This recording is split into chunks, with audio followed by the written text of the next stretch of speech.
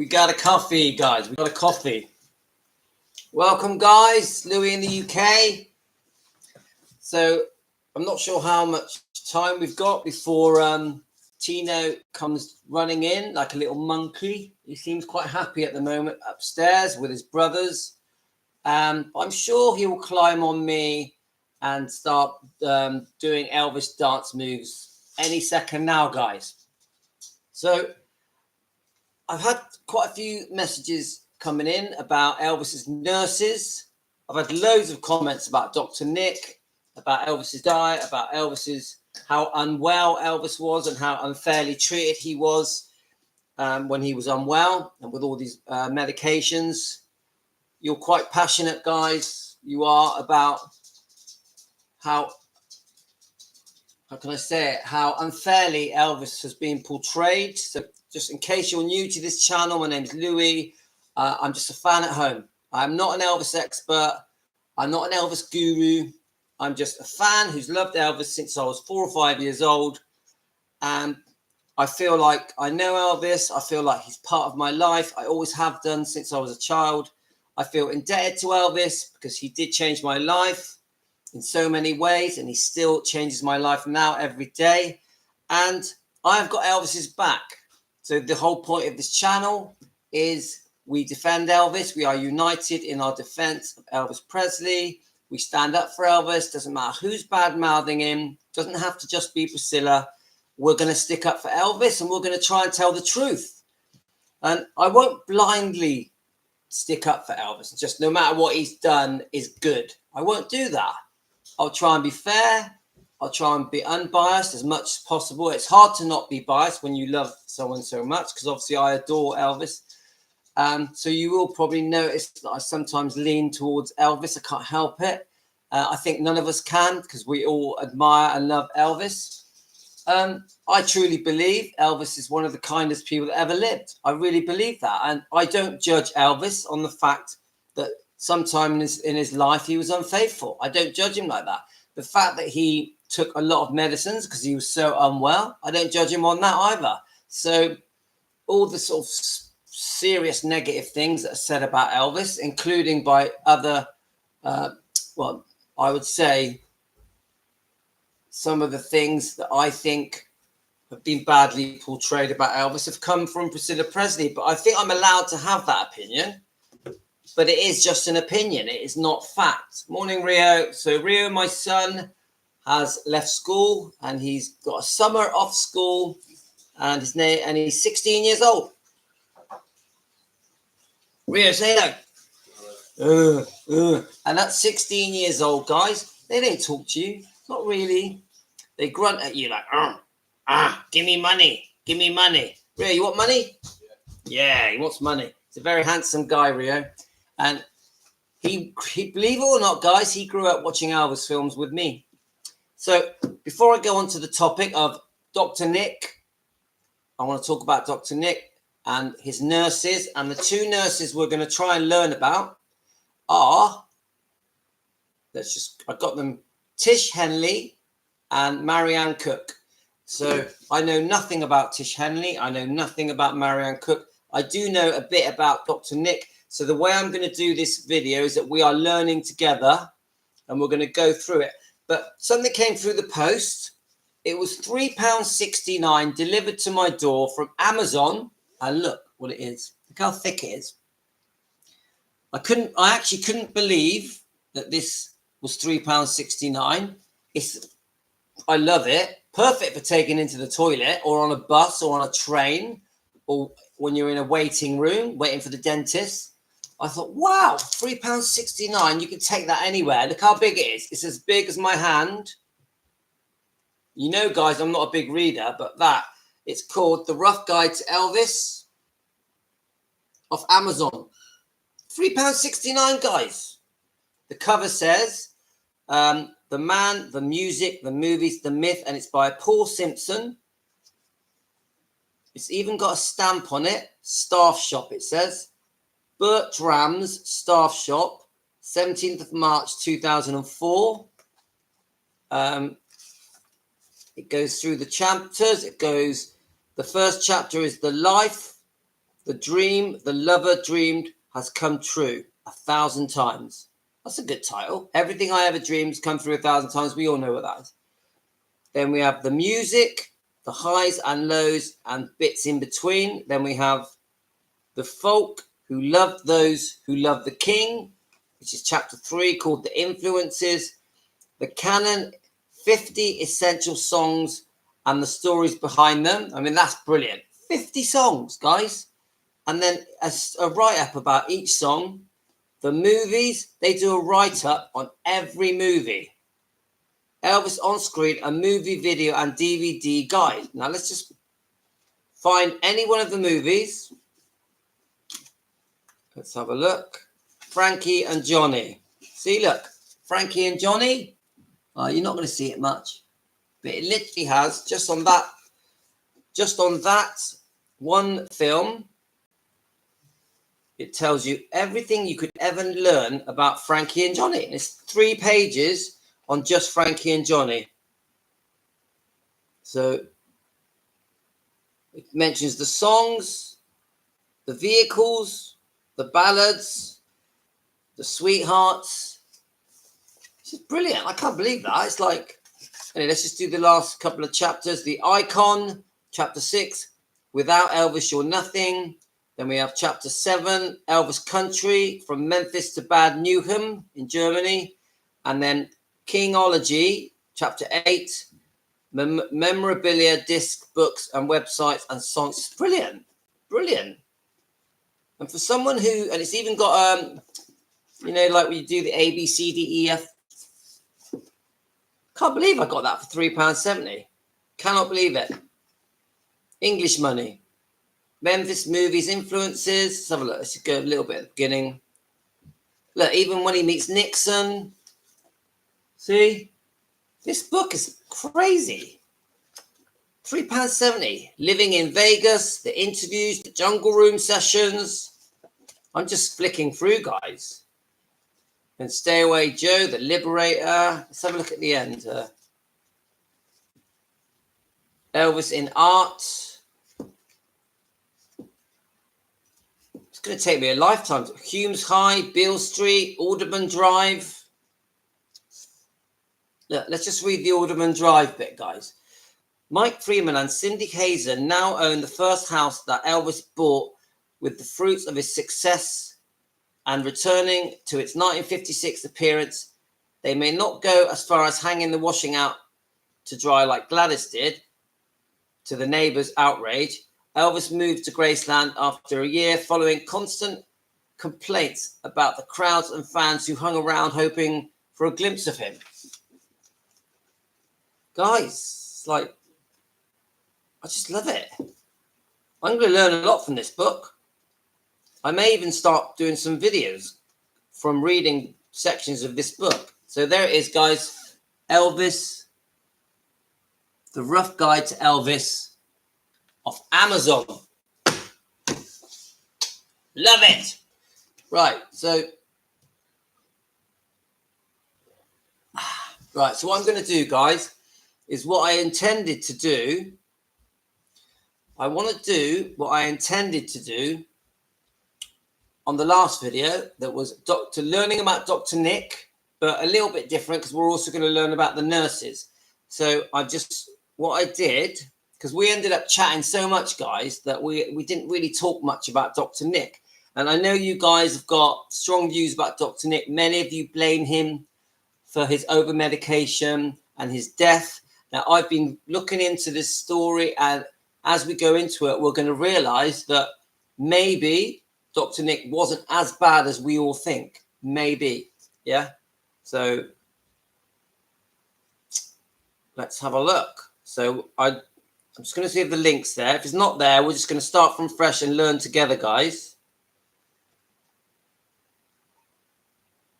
So I think Dr. Nick died in 2016 or 2006. I don't know. We're gonna find out. So let's see if the link is still there. Right, no, it's not there. So it doesn't matter because it comes up He's all over the internet. Dr. Nick. I just type in Dr. Nick and Elvis. We're going to try and find out how they met. So we're going to go on to Wikipedia. So his real name is George Constantine Nikopoulos, which to me sounds very Greek, or it could even be Cyprus. I don't know if you guys know, but I'm descended from Cyprus, and both my parents are from Cyprus. I was born in England. My parents came over in the 60s to London, the swinging 60s, and fell in love. And then they eventually moved to this seaside town that I was born in called Weston-super-Mare, which is 20 minutes from Bristol. And I really do love living in Weston-super-Mare. It's a tourist resort for day trippers and holiday makers. We have a lovely long beach and promenade and a big grand pier. And it's just a great place to live. And I grew up running businesses on Weston-super-Mare seaside. So me and the beach and the sea are like that. I only moved inland when I started having my 5 children with my wife, Aurora. And once I met my wife, Aurora, I did work a lot less because I spent nearly 30 years working along the seaside in fish and chip shops, pubs, bars, restaurants, and nightclubs. Right, so let's have a look. And I was a DJ for 26 years. Okay. Dr. Nick was an American physician of Greek descent. He was the best known as Elvis Presley's personal physician and was controversial due to the singer's long-standing abuse of prescription drugs. Well, I have to say, maybe he did abuse some of them, but generally it wasn't abuse. I'm going to stand up for Elvis. Many of the the prescribed medications that Elvis took, he really needed them. So to say it was long-standing abuse, I don't agree. Okay, although Nikopoulos retained his medical license after Presley's death, the Tennessee board eventually permanently revoked Nikopoulos' license in the light of his practice of overprescribing too many patients with over multiple years. Now, I've watched a couple of interviews, and he admits that maybe he was just too nice, but it was always about pain management.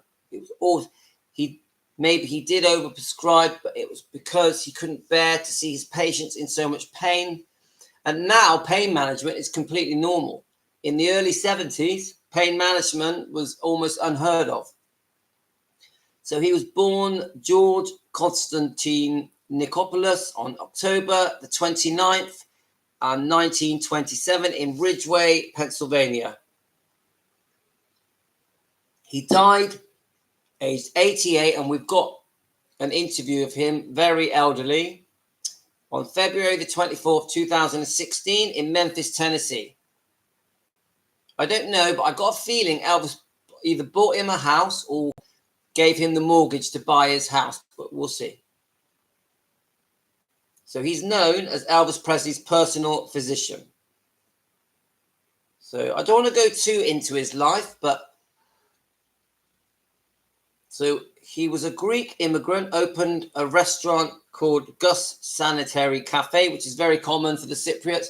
My father, when he moved, for the Greeks, should I say, my father, when he moved to London, opened a small cafe, and then he moved to Weston-super-Mare, opened a small restaurant. So, you know, I think first generation Cypriot Greeks and Greek Cypriots coming over to England, that's what they were doing, or not just in England, all around the world. I know there's many Greek Cypriots in Australia, isn't there? In 1946 to 1948, he served in the army as a medical corps in Germany before studying. See, I didn't know that. Before studying at University of the South, where he received a BS in 1951. Nikopoulos subsequently earned an MD at the Vanderbilt University School of Medicine in 1959. Okay, let's keep going. Nikopoulos began treating Presley in 1967 for saddle sores.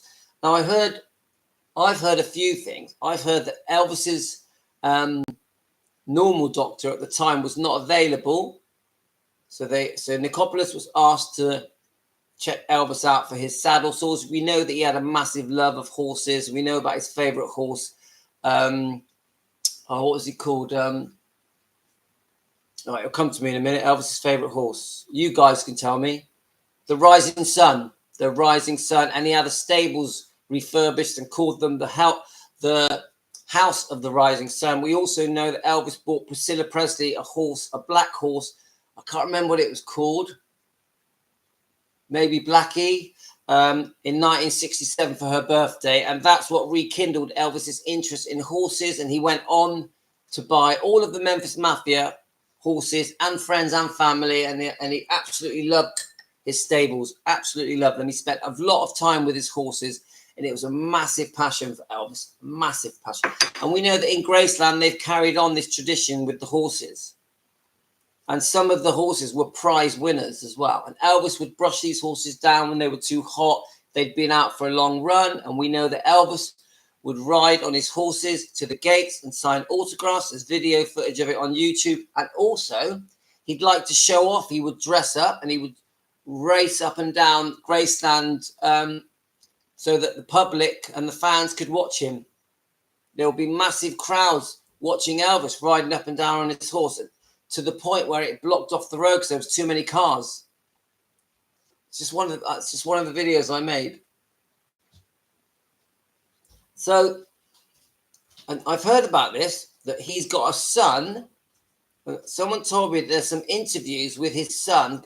His son's called Dean Nicopolis, and his son served as an assistant for Presley. Now, that's the first I've heard of that. So this is new info, guys. Dr. Nick, his son Dean, worked for Elvis as an assistant. Take care of his wardrobe. George Nicopolis, Dr. Nick, was not present at the Graceland the day Presley died. In fact, he was so hard to contact that he had the time to jump into a departing ambulance, which had not been called immediately after finding Presley's lifeless body.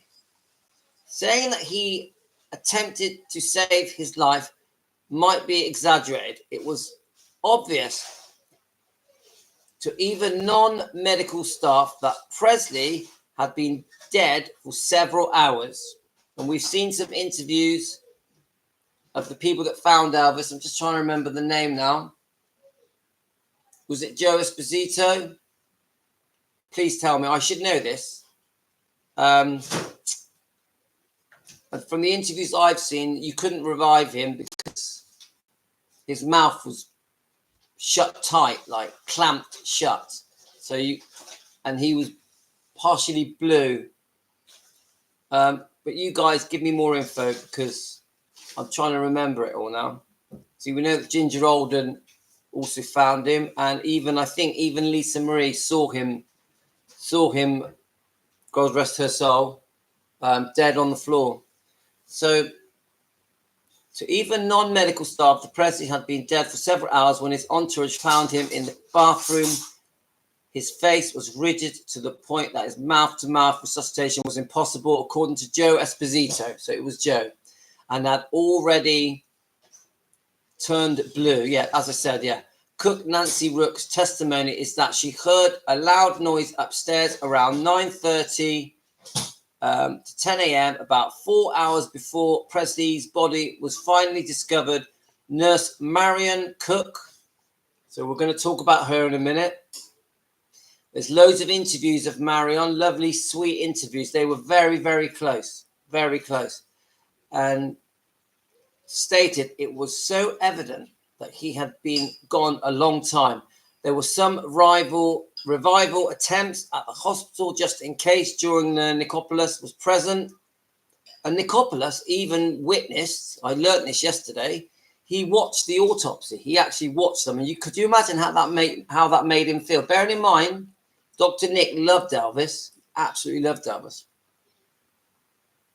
Oh, that Patricia, that is so sad. Lisa Marie ran to her dad and asked Elvis to wake up. Oh my God, that is heart-wrenching. Welcome, Patricia. So Patricia, just so you know, we're going to learn a bit about Dr. Nick and the two nurses, Tish Henley and Marion Cook. There was right. Okay, so Nicopolis was present. Right, right. Nicopolis was present, but it was clear after 15 or 20 minutes that it did not make any sense. Nicopolis was also present at the autopsy, but the contents of Presley's stomach had been pumped out and thrown away shortly after his arrival at the hospital. Well, that's unusual. Why did they do that? So I don't even know if this is true, guys, but that's the first time I've read that. I'm going to take a picture of that. Guys, are you surprised by that? So they had... I'll read that again. So Presley's stomach had been pumped out and thrown away shortly after his arrival at the hospital. Nicopolis served as a pallbearer at the funeral. I mean, that does give you the impression that they're trying to hide something. But at the same time, is that true? Is that true? In 1979, Nicopolis was shot in the chest while watching a football game. He was not seriously injured. No suspect was ever arrested. My God. So that's crazy. So are they saying that this was an angry fan because they blamed Dr. Nick for Elvis's death? Wow. Didn't know that, guys. Did not know. Did you not guys know that? Dr. Nicopolis, someone tried to kill him. Crazy. In 1993, an interview with a Dutch radio host, Jorrit van der Kuy, Nicopolis claimed it must have been an angry Presley fan. So even Nicopolis thought it was an angry Presley fan. Now, that's what I call loyalty, guys. In 1985, he started a solo practice called We Care. After he was stripped of his credentials in 1995, Nicopolis worked for a short time as Jerry Lee Lewis's road manager. I didn't know that. But we know that he got in trouble for over-prescribing pills to Jerry Lee Lewis. I think that did happen. He later took a job evaluating medical insurance claims for FedEx. That's a bit of a stretch. No longer a doctor and in need of money, Nicopolis sold many of his items he received from Elvis Presley at auctions, and at one point had a traveling exhibit showing off his doctor's bag with some of his medications that he prescribed for Presley. There's no end to these people. Anyone that knew Elvis, I think the ones that are a bit, how can I say it? The ones that were more interested in the benefits, the gain of knowing Elvis, they try and make money out of him. God, he had a traveling show showing off his doctor's bag and his bottles of pills. That's not a friend, is it? That's not a friend. Ugh. I don't understand these people. They say that they're his friend, they love him, and he was a great person. Yeah, because I've seen many of interviews with Dr. Nick praising Elvis, but then they're just trying to make money off him. I don't want to make money off my friends, guys. Right. So he's had some legal battles.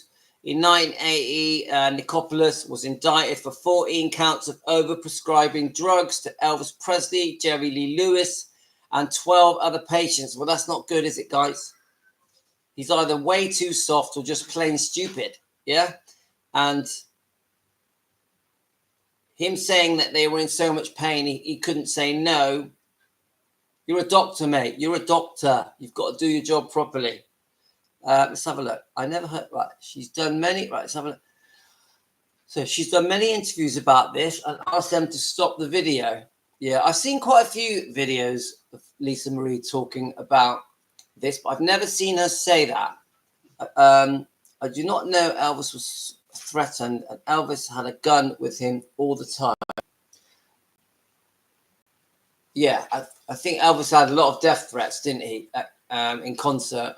At his Vegas gigs. I think Jerry Schilling was given a few interviews about that. They're still making money except Billy.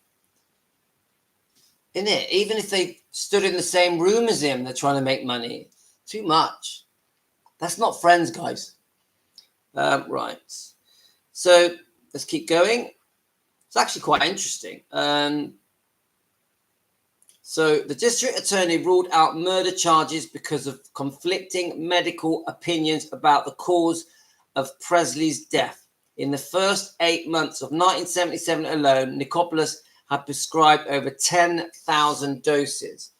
But I heard he was taking 43 pills a day, but obviously we don't know the real number, do we? But it says 10,000 doses, but I have watched in interviews that because Dr. Nick was also the doctor of all of Elvis's entourage and staff, and there was well over 100, and they would go on these trips on his bus from LA to Memphis and on holidays together and movie sets and on the concert tours. But because this is only what I've heard, that when you cross lines in America, so state lines, you can't prescribe drugs if you're out of your district.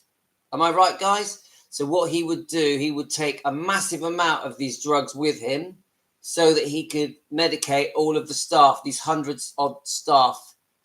Sometimes there was up to 300 staff, yeah? To medicate these people, he needed to take the drugs with him. So amphetamines, barbiturates, narcotics, tranquilizers, sleeping pills, laxative, hormones. And for Presley, Nicopolis claimed that he had tried in vain to reduce Presley's dependency, even going as far to manufacture 1,000 placebos for Presley, but to no avail. And the jury concluded that he had tried to act in Elvis's best interest of his patient, so he was acquitted on all counts. And I know about this, but and with the placebos, because I've heard this many times that they tried to give him placebos to try and wean him off so many medications. And Dr. Nick did say that he performed better when he was on the placebos, when he did his tours. But he said once Elvis found out that they'd been giving him placebos, he was infuriated. Elvis was infuriated and then started really checking and making sure he was receiving real, genuine tablets. So also in 1980, the Tennessee Board of Medical Examiners found him guilty of over-prescription. He decided that he was not unethical. They imposed 3 months suspension on his license and 3 years probation. Good, and so they should have, because I do think he was too soft. I do believe he was too soft, guys. I'm just going to put some more water in my coffee so that... Well, I actually found that very interesting. Very interesting. We're not all the way through it yet. And I bet you the nurse one is going to be even more interesting. So what I'm trying to do, guys, I'm trying to understand. Did Dr. Nick have Elvis's best interest at heart? Was he just there for the money? Did he love Elvis? Were they truly friends? Because when Dr. Nick is being interviewed, he truly says that he felt Elvis was like his son, and that he was devastated when Elvis died, and that they were together all the time on holidays, on trips, and you've seen the pictures of Dr. Nick with Elvis on holidays, and they're all holding the badges, the police badges together, and you can tell Dr. Nick was very proud to know Elvis, but I still think, in my opinion, he had his eye on the money. We know there was bank loans going on with Elvis. Elvis had helped Dr. Nick out on some business adventures, so it's difficult, isn't it? It's hard to be a friend with someone when you want this money. Yeah. So let's have a look. So in 1993, Nicopolis had his license permanently revoked by the Tennessee Board of Medical Examiners and was branded Dr. Feelgood, which I've heard that, after it was revealed that he had over-prescribing to numerous patients for years. Nicopolis claimed that it was for patients that suffered from inoperable chronic pain. And in fairness, that must be a problem for most doctors, yeah? that you're trying to ease people's suffering. So you give them stronger painkillers. The problem is there's serious side effects and it's addictive and you get stoned, don't you? Let's face it, guys, some painkillers, they feel good, don't they? They make you feel happy. They make you feel like you're floating. My doctor gave me some tramadol. Have you heard of tramadol? Because of, I think it was for toothache. And I tell you what, it felt good. If I'd carried on taking them, I'm sure I would have got addicted. So it's a slippery slope, isn't it, guys? So I got an itchy nose today. Right. Nicopolis claimed it was for his patients suffered from inoperable chronic pain, but he was unsuccessful in his defense during many appeals. Nicopolis admitted to the board that he had overprescribed. I care too much, he told them. During the court case, many friends supported him and raised money, holding benefits to pay for the costs. And I think how he died in Memphis in 2016, February the 24th, after an extended illness, aged 88, and he was buried at Memorial Park Cemetery in Memphis, Tennessee. Well, that's pretty good, actually. I think really we've learned almost everything we need to know. That I'll just type in how did Dr. Nick meet Elvis? I'd like to know just a little bit more detail. How did Dr. Nick meet Elvis? Just to see if it says anything different than what we've just read. Was it on a movie set or was it at home? Let's just see if it says anything. Right, here we go. I'll go on to Elvis Information Network. I'll show you some pictures.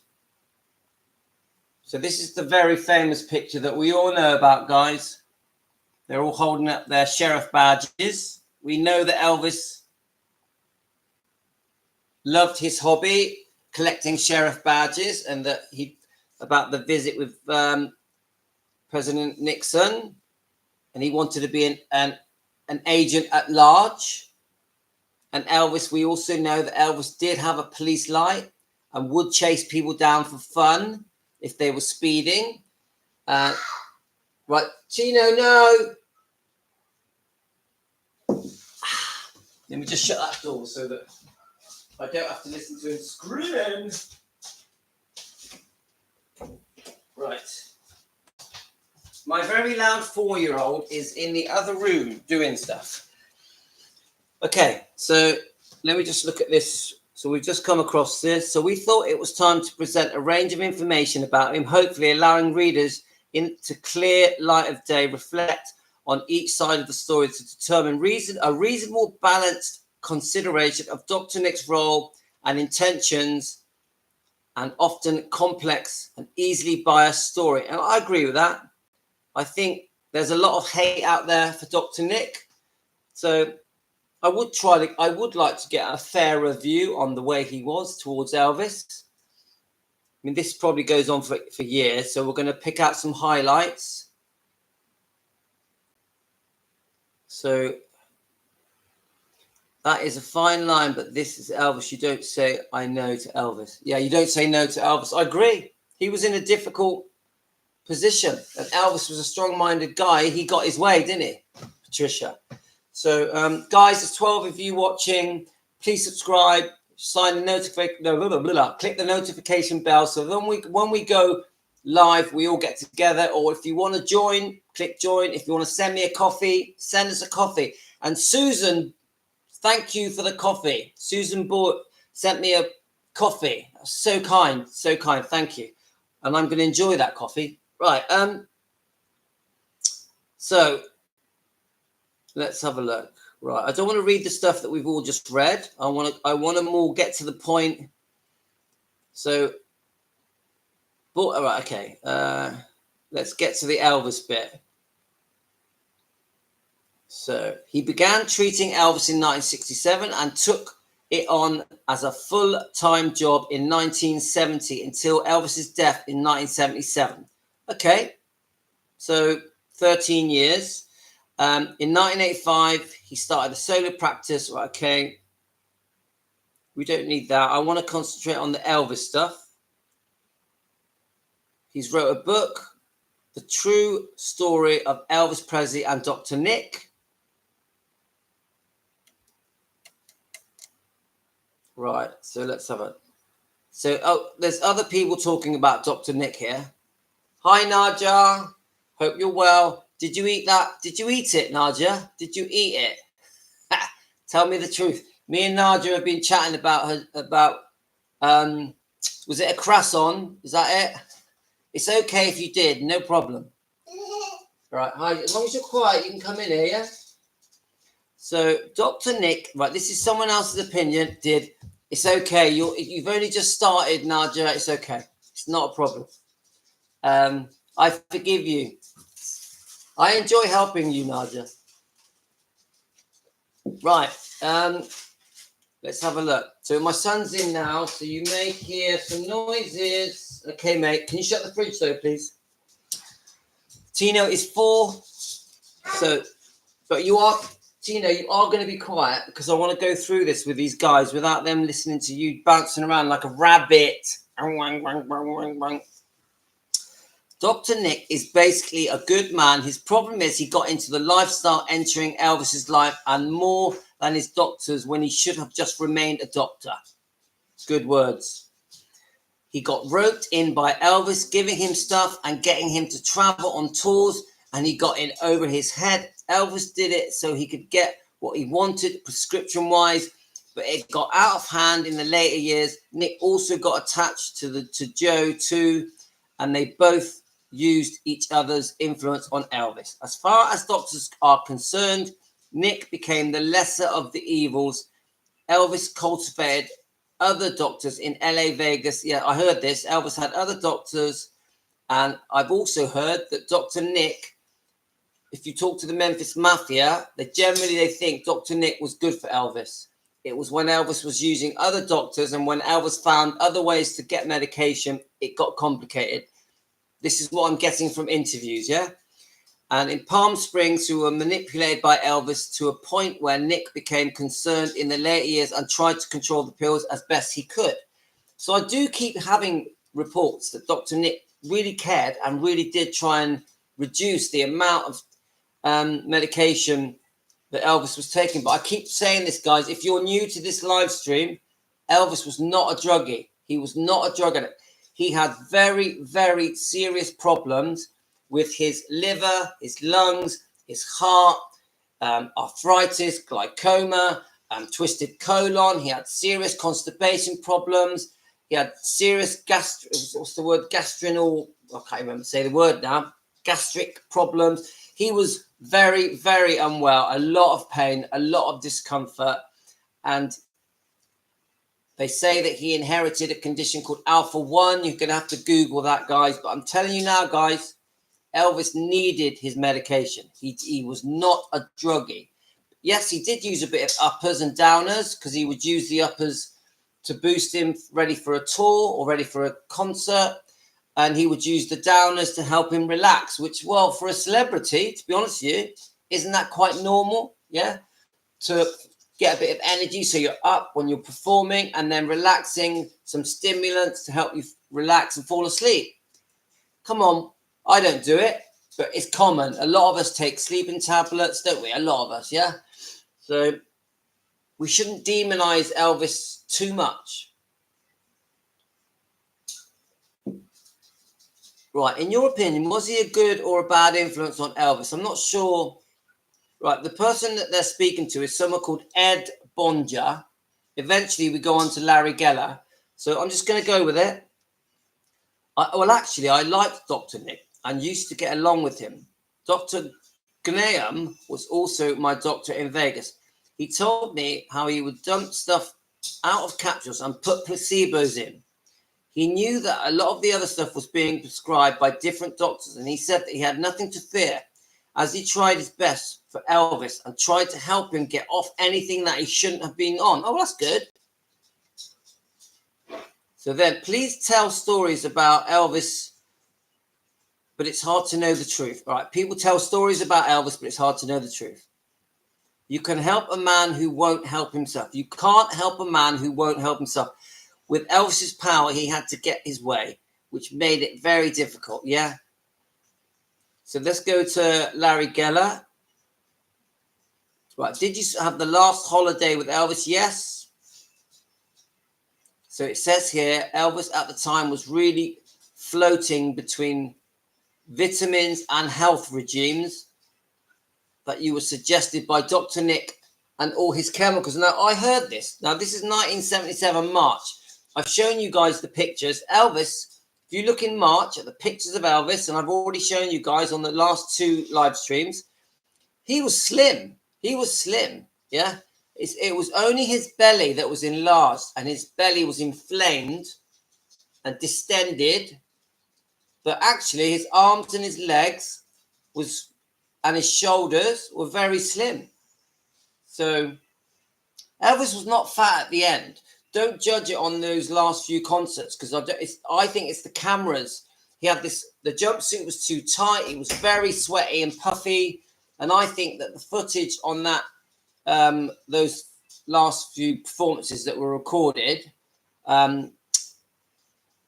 make him look fat, make him look worse than he was. Stop it, Naja. Remember, sugar is addictive. Naja, look me in the eyes. Sugar is addictive. It is the molecular structure of sugar makes you have endorphins come from your brain craving sugar. So the more you eat sugar, remember, bread turns to sugar, pizza turns to sugar, pasta turns to sugar, rice turns to sugar, potatoes turn to sugar. And your body is craving it, and you have to break the addiction. You have to break it, and that's willpower. Willpower. Okay, Naja? Right, so what are we? So he had so many live concerts that he had to take uppers and downers. His manager overloaded him with concerts to bail out Parker. Yeah, it's very possible, Patricia. Susan, thank you for the coffee. Thank you so much. That is so kind of you. Send me that coffee. I'm going to love it. I'm going to go to Costa Coffee. Do you have Costa Coffee where you live? I'm going to buy a lovely cappuccino and a little cake, and you paid for it. Thank you so much. It means a lot to me. If any of you want to send me a coffee, guys, I love it. Thank you so much. Thank you, Susan. Let's have a look. Hi. He had so many right, okay, so Susan, I wish the medical knowledge we have now, we knew then, and it would have been different matter. I do believe that Dr. Nick was in over his head. Susan, I completely agree. He inherited, I think, an unfixable situation, almost impossible to manage, and a very strong-minded man as well, wasn't he, Elvis? So, thanks, Susan. Thank you. So we've got imaginary cappuccino and cake. No, I'm going to go. Trust me. Naja, I am going to go with my kid, drive to Costa Coffee. I'm going to buy a lovely cappuccino, and I'm going to have a sugar-free item from Costa Coffee. Yeah, because I do allow myself coffee. Yeah. And I'm going to enjoy it, and I'm going to thank Susan. Susan, thank you. Susan Bloor. I'm not joking. Right, let's have a look. Imagine. So let's just have a look here. So I have no respect for Dr. Nick. Before the tour would start, I would have packets of vitamins and minerals all wrapped up for the tour to help keep him healthy. Plus, I was vegetarian. All right, so Larry Geller was vegetarian. One day I was in Elvis's bedroom when he woke up, and Dr. Nick was there. I took a packet of vitamins out and put them on the table and said, Elvis, you should take some of these, man. They are so good for you. I also gave a little spiel to him about the benefits. Dr. Nick says, hey, get that crap out of here. That shit doesn't work. Here was a medical doctor saying this. Of course. He's not anymore. Thank God for that. Well, I can tell Larry Geller doesn't like Dr. Nick. Fair enough. Fair enough. Right, so let's have a... So he said he's confirming that he met Elvis in 1967. Let's have a look. So then we have Marina Smith of the Sweet Inspirations. It does seem that the Colonel became a sad man at the end. I don't feel particularly sorry for him. I read what he did to some people, and there is that feeling that neither Dr. Nick or the Colonel were any good for Elvis later in his career. Okay, I mean, I'm reading different things in the interviews I'm seeing, that Dr. Nick just had an impossible task, and Dr. Nick was one of the better doctors. I don't know if that's true, guys.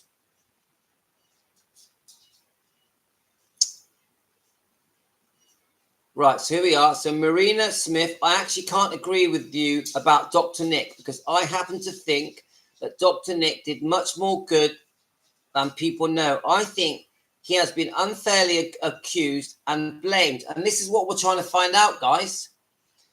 Elvis had his own mind and was very stubborn in that respect. And that's what Susan was saying.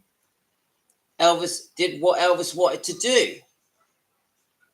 Dr. Nick tried his best by giving him placebos and did all that he could. Elvis was that type of person that could convince you to do what he wanted you to do. Sorry, the writing's really small, but yeah, you couldn't say no to Elvis. I believe that. Nick got caught up in that, and as well as all the other doctors, some have never ever been accused of the harm that they caused. Dr. Nick was not the worst. Someone like Dr. Flash never even get mentioned. I don't know who Dr. Flash is. I'm going to look up that. Take a picture of that. Do any of you know who Dr. Flash is? He was as bad and he did a lot of harm.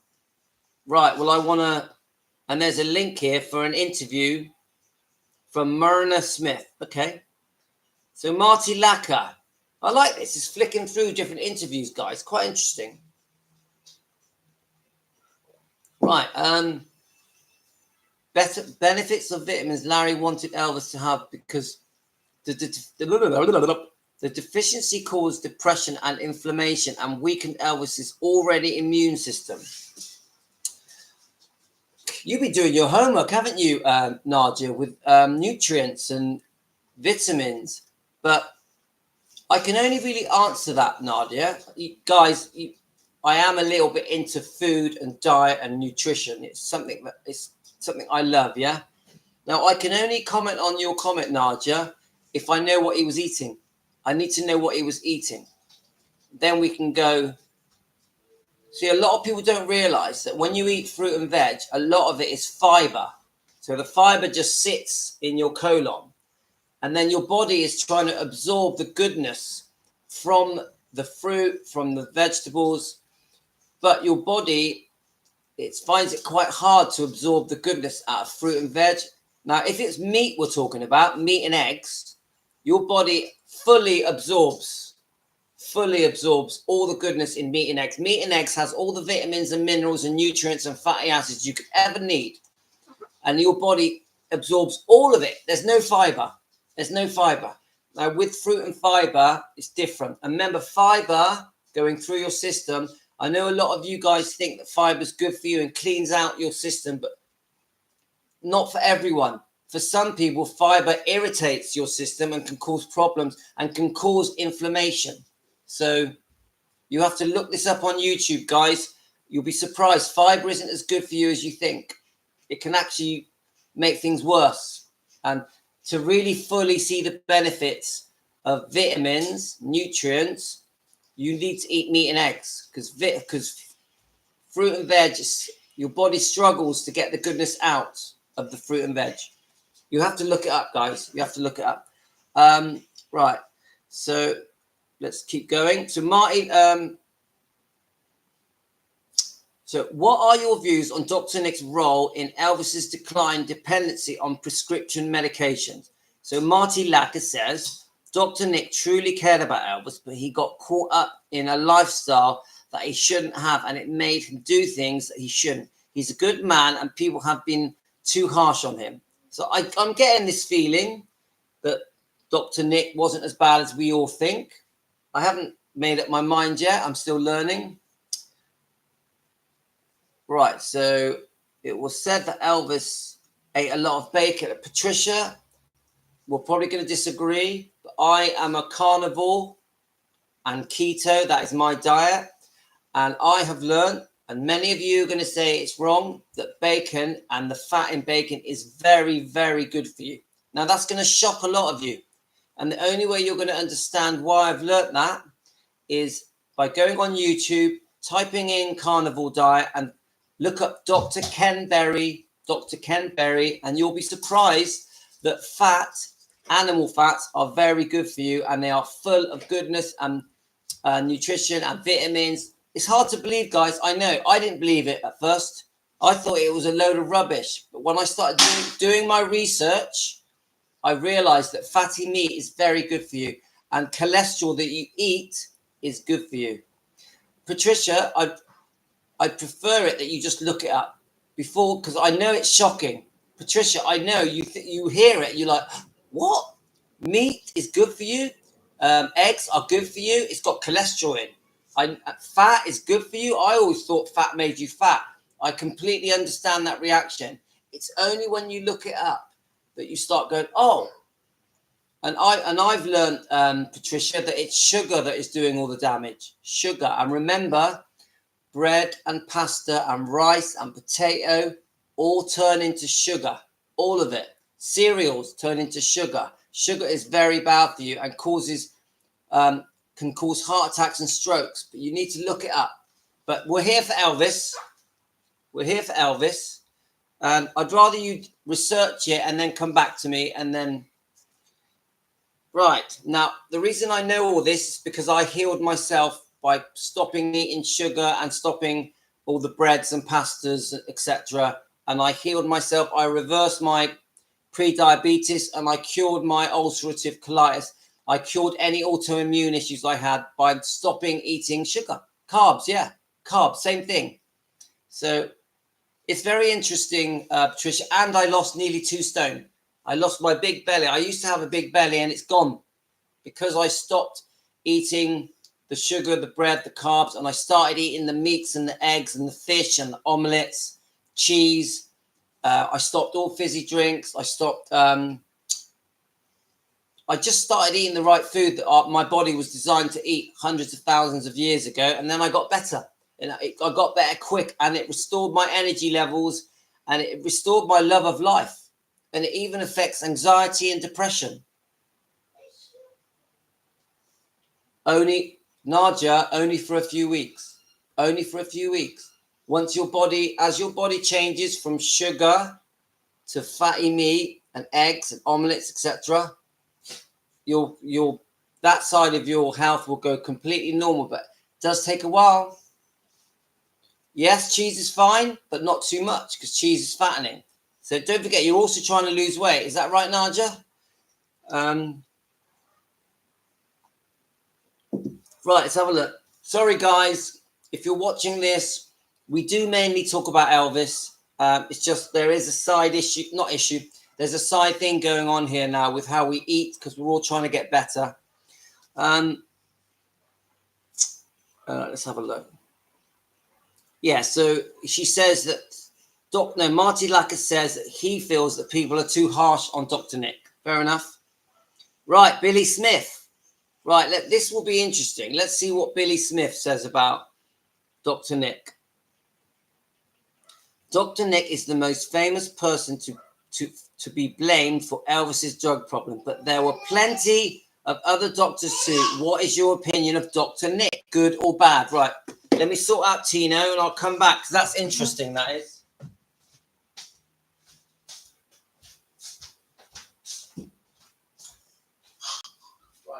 Noisy. Remember, you must be quiet, yeah? I want to finish my life. So far, you've been very good, yeah? Okay. Don't forget, Mum will be here. Promise you, soon, in a minute. Promise me you're going to be quiet? Good boy, you've been so good. Right. So that bit is going to be quite interesting, guys. Let's just have a look. So the question was, Billy Smith, who you know is Elvis's cousin, and I find Billy Smith one of the most genuine people that talk about Elvis. Yeah, do you agree, guys? Obviously, he's got his own channel. I think his son and his wife do the channel as well. Come on, he was with him from the 50s, so he knew him better than anyone, and he lived in the trailer behind Graceland, didn't he? And then he was kicked out of the trailer, which I think was so cruel. So cruel. And then he moved back to Tupelo, believe it or not. He had nothing. Feel so sorry for him. When Elvis died, Billy Smith's life fell apart. He was so badly treated, so cruelly treated. And you can guess who I blame for that. Anyway, yeah, Susan, I think you may be right. I think you may be right, Susan. But I'm trying to research it so that before I fully make my mind up, I want to know more about him. We're learning together here because I don't know much about Dr. Nick or the two nurses. I want to talk about the two nurses, Tish Henley and Mrs. Cook. What was her first name again? Marianne Cook, is it? But I'm not sure if we're going to have enough time to do the nurses now, but we can come back to the nurses later on tonight. Yeah, but I still want to go through this because I find this quite interesting. Yeah. Yeah, say hello to the people. Say hello to the people. But where's your Elvis book? Oh, there, look, see? You like it? Yeah, but you're not reading it to them. I'm going to later. I've got a new Elvis book, guys.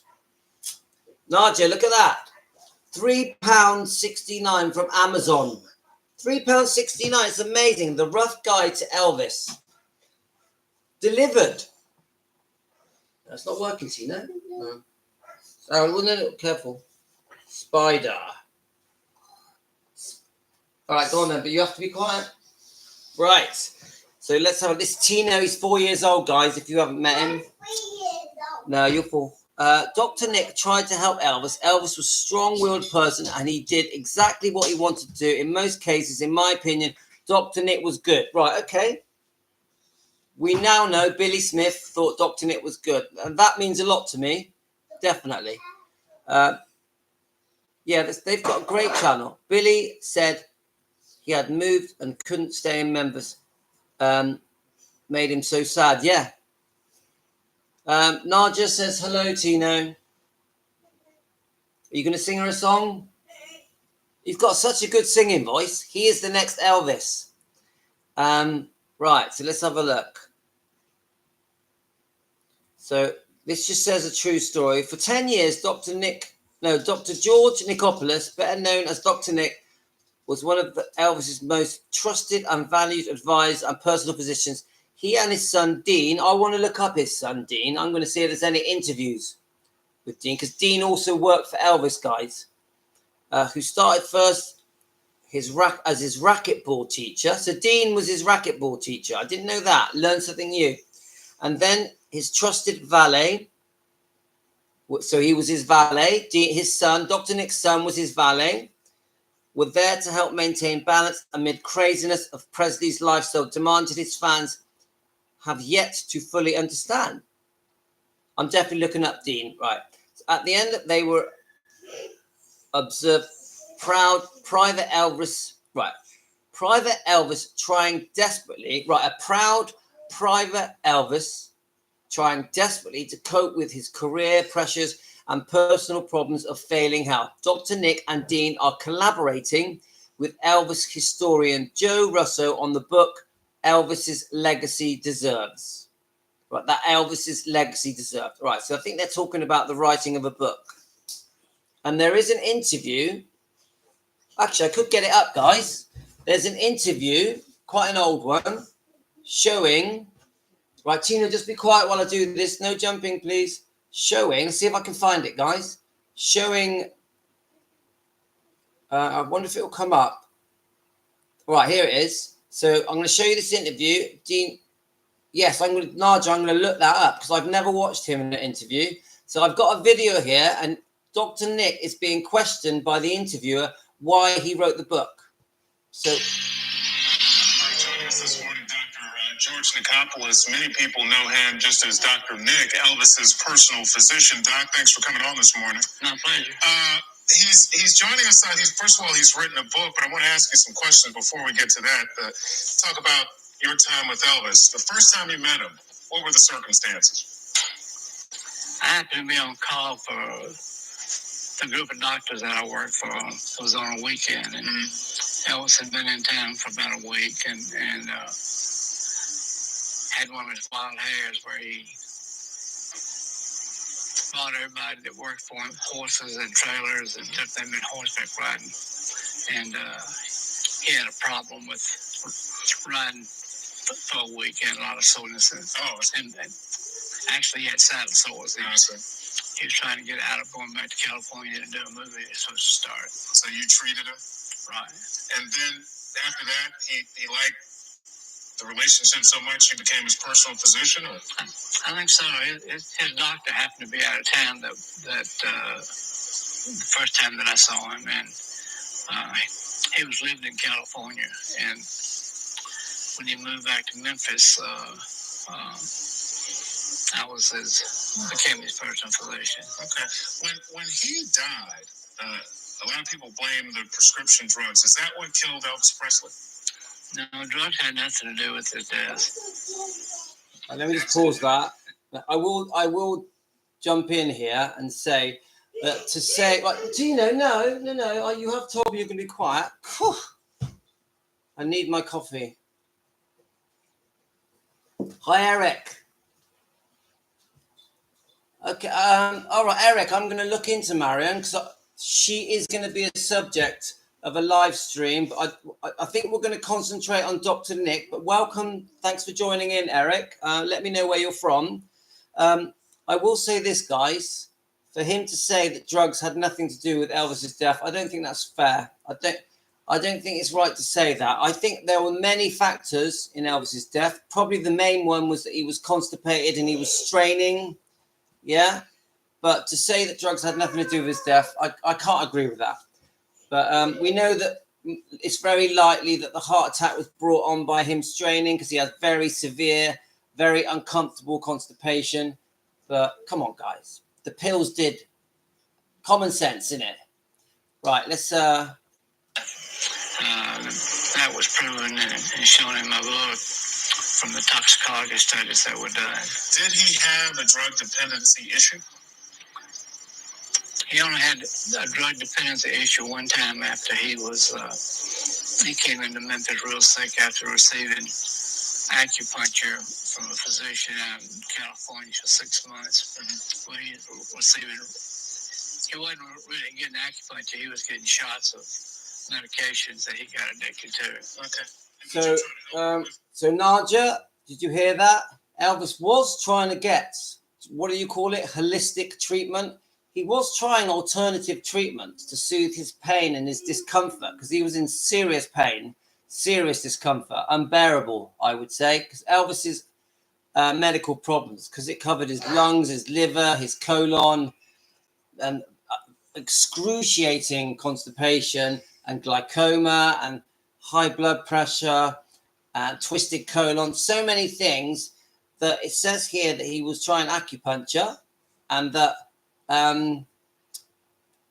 really they were giving him something else. This is what Dr. Nick is saying. Let's keep listening.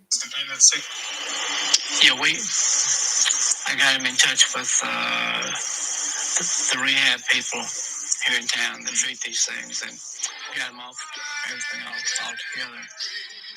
All right, let's get past the music. I guess a lot of it is to do with making money and writing books. Yeah, I've talked to some of those people who've written some of those books, and they have some eerie coincidences and things like that, and I guess they make a decent case. But if you were in the autopsy room when it was done, Dr. Nick, let me ask you about your book. Yes, another point there. He actually witnessed the autopsy. Can you imagine witnessing Elvis's autopsy? How horrific that would be. Even if you're his doctor, they were good friends. I just can't imagine something more horrible than that. But a couple of your points, guys. Tish Henley was one of the nurses. Marion Cook was the other one. But I think there may be other nurses, guys. I'm still learning as I go here. So Eric says that Marion wrote a tell-all book and that she was horrible. Well, I'd need to know why. I'd need to know, Eric, I'd need to know why she was horrible, because I'm trying to prove and back up anything that we say. And I haven't read the book, so I can't comment on that. But the interviews I watched with Marion, she adored Elvis, adored. And when she first started working for him, she refused him to pay her. She would not take money off him at first. Yeah. So I'm still learning about Marion. So it's early days for me because I'm just a beginner. Elvis, what do you hope people will get from this book?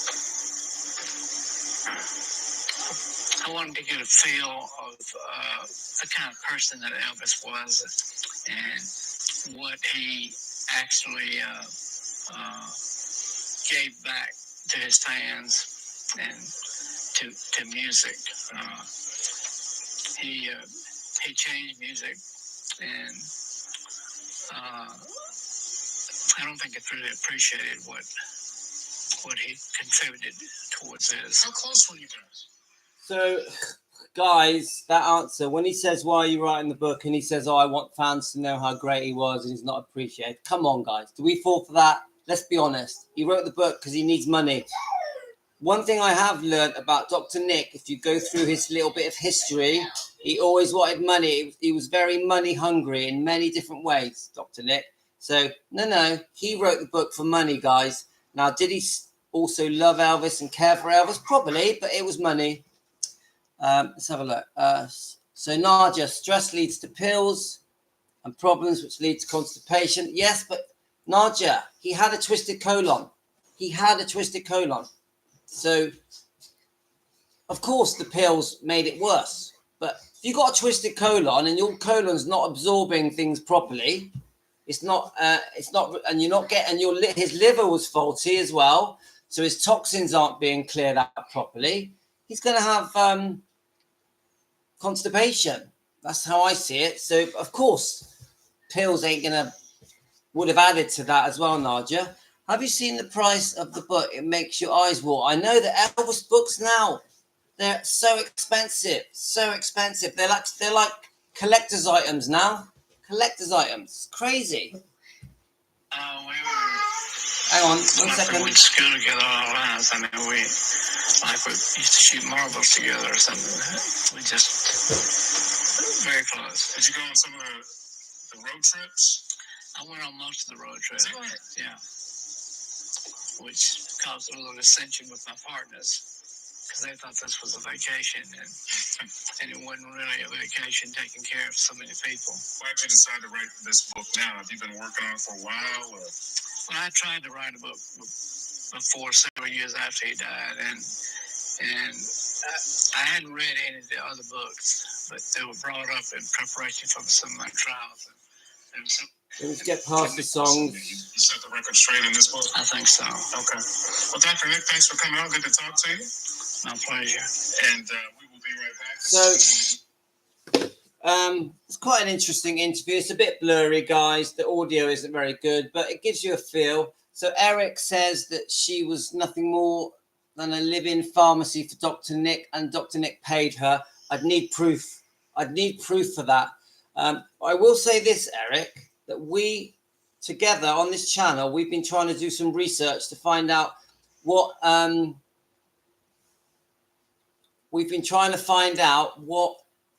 just how unwell Elvis was and what medical problems Elvis had. And we've been learning about this thing called alpha-1, which was a genetically inherited problem from his mother and his grandparents, and that he had serious liver problems, heart problems. He had serious lung problems. We know about the glaucoma in his eyes where he nearly went blind. He had breathing problems. He had very bad arthritis. And the worst thing, which I think is probably what killed him, was constipation. And his constipation was debilitating. And they say that he had constipation from as a child as well. And he had very serious gastrointestinal problems. So, yes, he took uppers and downers. He took his uppers to perform, his downers to relax. We know that he abused them a bit.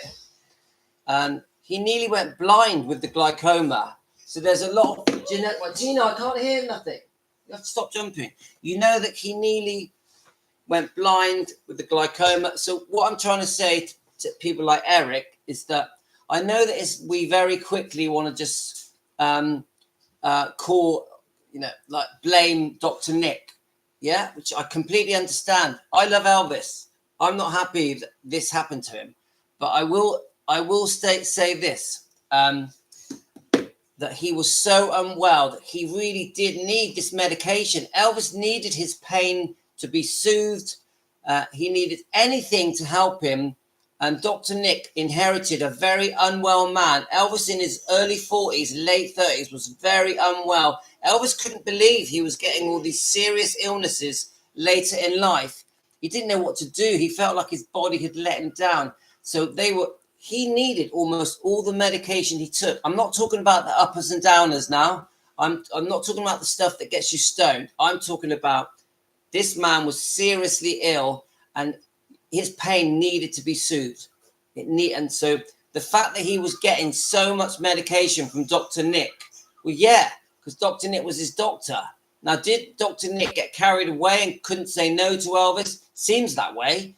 But when you look at the medical problems that Elvis had, you understand why he took so many pills. And he was not a druggie.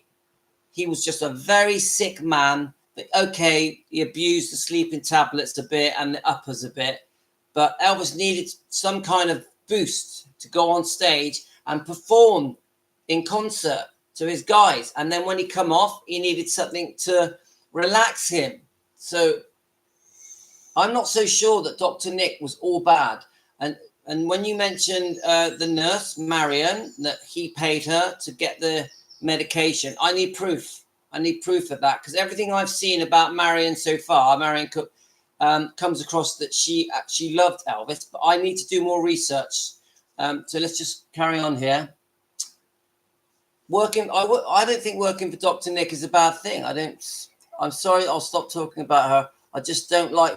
Eric, you can say what you want, but I need proof. I need proof. We can't just say, I think this, I think that. We have to back it up, because on this channel, we are trying to search for the truth together, so we can, the things that we're saying are, at least there's some kind of evidence. Yeah.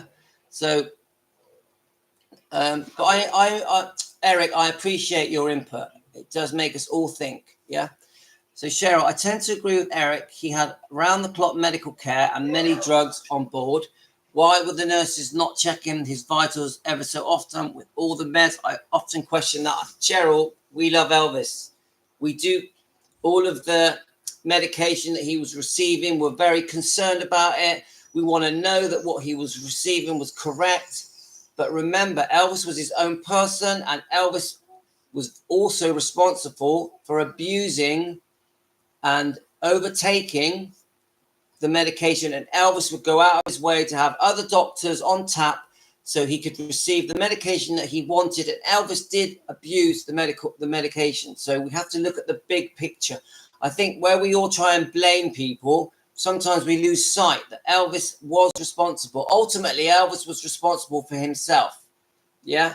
So it's very complicated, Cheryl. Very complicated, in my opinion.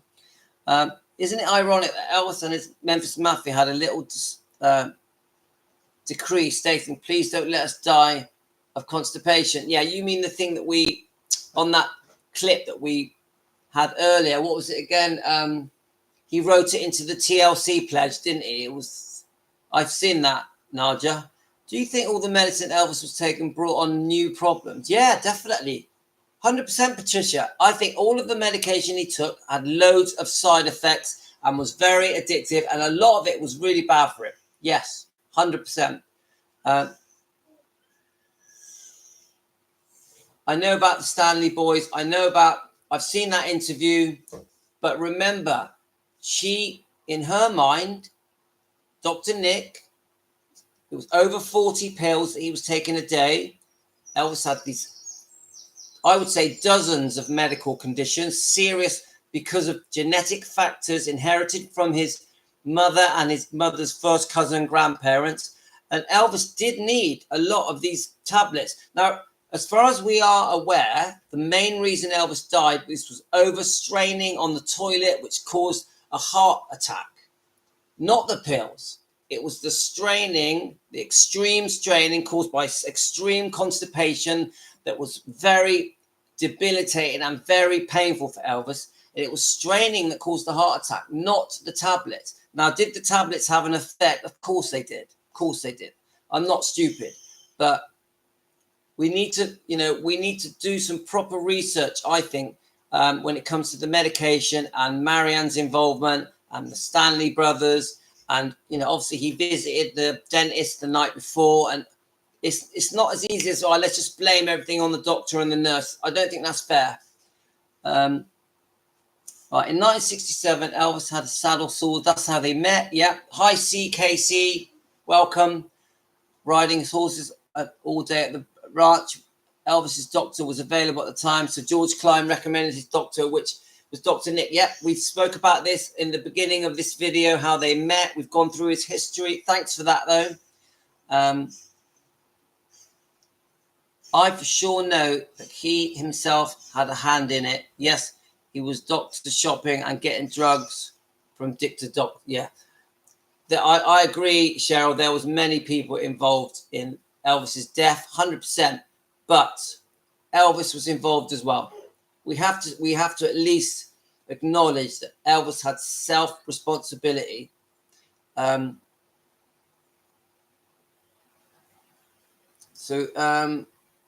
Elvis was intelligent, but thinking that if he took 3 pills instead of 1 would work better or faster was not good. Nadia, we don't know that happened, do we? You're saying this, but we don't know. We don't really know what he was shoving in his mouth, do we? Yeah, that's it. Is that it? Yes. Cheryl, thank you. So he was overstraining, and he had a vasovagal syncope, causes a drop in blood pressure, and for sure probably played the role in his death. I would say caused the heart attack. Massive overstraining. But obviously there's a number of factors. So it's serious stuff, isn't it, guys? It's serious. And we all love Elvis. I can tell Eric is very emotional about Elvis. We all are. We love Elvis. We're here for Elvis. But we are trying to get to the truth. I know we're never going to find the truth, but we're going to keep trying and get as close to it as we can, guys. I still think there's a much more hard work to be done to really find out more about Dr. Nick and the truth. Dr. Nick says it, and right. Dr. Nick says it, and some of the Memphis Mafia. Says what, Nadia? Right, let's have a look at the next. Personal physician to Elvis Presley. He was confessor and confidant and life support system. He was on call to soothe Elvis Presley's concerns and phobias and ailments, and looked upon Dr. Nick as a pseudo father figure, and entrusted thoughts and personal details he shared with a few others. Dr. Nick was there on tour at home and behind closed doors. So, right, there's a thing here from Dean, his son. I'm going to read that. Yes, Eric. I tell you, and look, Eric, look up Alpha 1. Look at this genetic thing that he inherited from birth. He was born with it. Elvis was born with a very unwell body, but it does seem that most of the serious illnesses that Elvis had come later in life, in his late 30s. I think Elvis was surprised that he was becoming so unwell so fast. I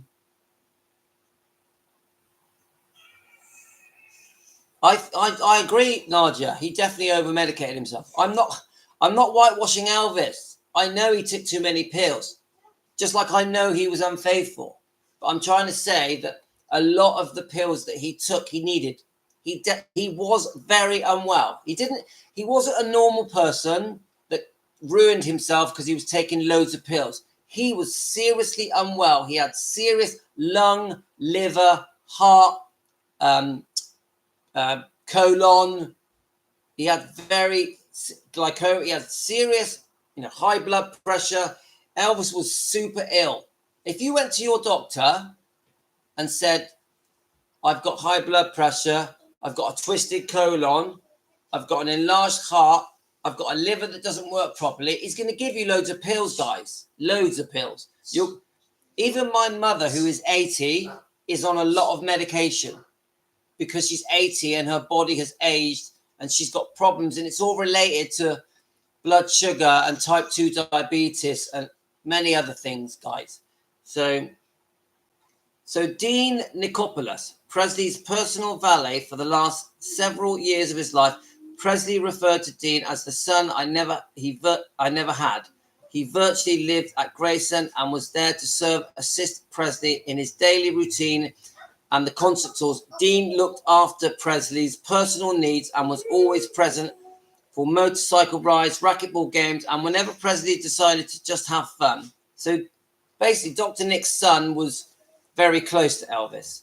Then we have Joe Russo, Elvis historian, says he also has been a performer himself for over 17 years due to the dual persona he refers to. I don't know what that is. So anyway, I think we're going to come to the end of this. Now, we've been on for an hour and 20 minutes. I think we've had a brilliant discussion, guys. I'll just read some more comments. I think we have to come back to it. I think the next live I'm going to do in a few hours will be about the nurses. We need to learn about Marianne Cook and Tish Henley. Let's learn about them.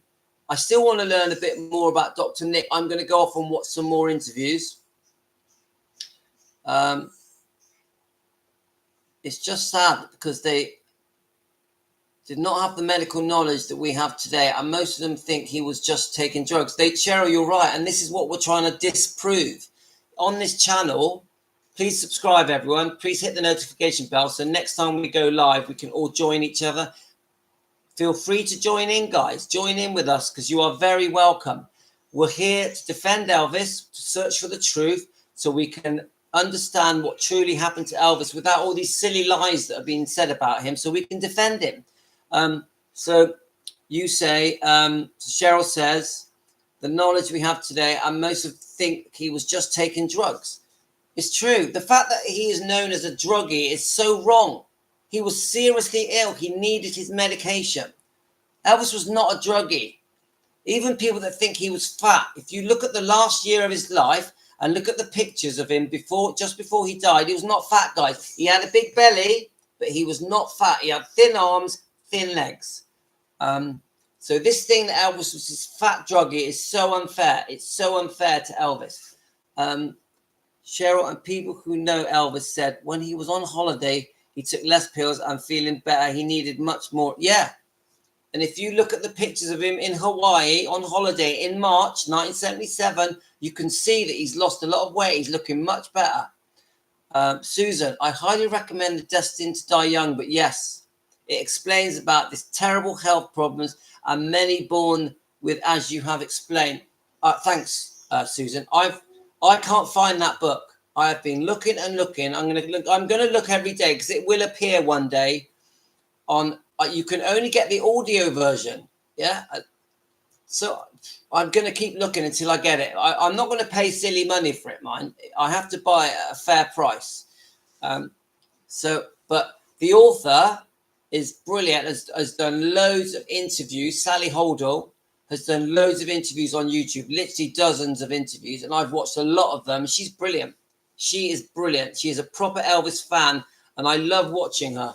She even did an interview with Tish Henley. It was Sally and Tish, and it's like over an hour long, well worth the watch, guys. So Cheryl, I've read about 20 books, but I've not read Destined to Die. I will try and get it today. Let me know how you get on, Cheryl. I'm really interested. Nadia, I'm in two minds over the Stanley brothers. Did they ever speak out against their mother who accused Elvis of horrific things? I don't know enough about the Stanley brothers. I know almost nothing about the Stanley brothers, but I'm going to do some research. Nadia, we will do a live stream just on the Stanley Brothers soon. Yeah, because I get a lot of comments from you guys about the Stanley Brothers. Hi, Eileen, I'm really sorry. We're going now. I want to get the book to Eileen. I hope you're well. Eileen's one of my members. Thank you for being a member. Don't forget, guys, if you want to join my channel, just click join. If you want to buy me a coffee, I love coffee. Please subscribe, though, because 78% of the people on my channel are not subscribed. Please subscribe. It's really important. It's good for the channel. Really helps the channel. Tonya, hi, Tonya. I highly recommend reading The Faith of Elvis by Billy Stanley. I'll look that up, Tonya. And thanks for your comments. All of you, thank you for your comments. I get a lot of comments from you guys, and I read every one. I try to reply to everyone. I generally do reply to every comment I get. And I know that if you're a member, the comments come straight to me straight away. I get your comments straight away, instantly. I get a ping on YouTube saying that a member has placed a comment. So that's, at least there's one benefit of being a member. Okay, guys, I'm going to go. Tina, you're going to say goodbye? I'm going to come back probably around 8 p.m. UK time. So all of you guys around the world, thank you for joining in. We've had such a good discussion today. I think the 2 lives we've done today have been brilliant. And we are getting to the nitty-gritty of Elvis's health conditions and his doctor. And soon we're going to move on and start learning about his nurses who were with him right till the end. It's going to be brilliant. It's very interesting. Bye, Nadia. So thanks, guys. Feel free to carry on posting comments to each other. I'll keep reading, and definitely message me on the YouTube channel. I enjoy your messages, and I'm learning from your messages. You know, I learn a lot from your messages. I'm not a guru of Elvis. I need to learn. I've got a lot more to learn, and I do get things wrong, guys. I do. So please message me as much as possible. Thank you. And Nadia, stick with the diet, mate. Stick with the diet. Yeah, it might not be Eileen. It may not be 8 p.m. What I do is I wait for the kids to go upstairs with their mother, and then I sneak down and hope that they leave me alone. But last night they came down. We all started having a sing-song. So it's tough with the kids, guys. Bye, Eileen. Bye, everyone. Bye, Cheryl. Bye, Nadia. I'll try and scout through the names. Eric, who joined in. Susan. Thank you so much, Susan. I'm still drinking your coffee now, mate. So we've got, right, I think that I've covered everyone. Please join in, guys. There's 15 of you watching. Please join in. You are so welcome. Thanks, guys. All the best to you. Have a great day.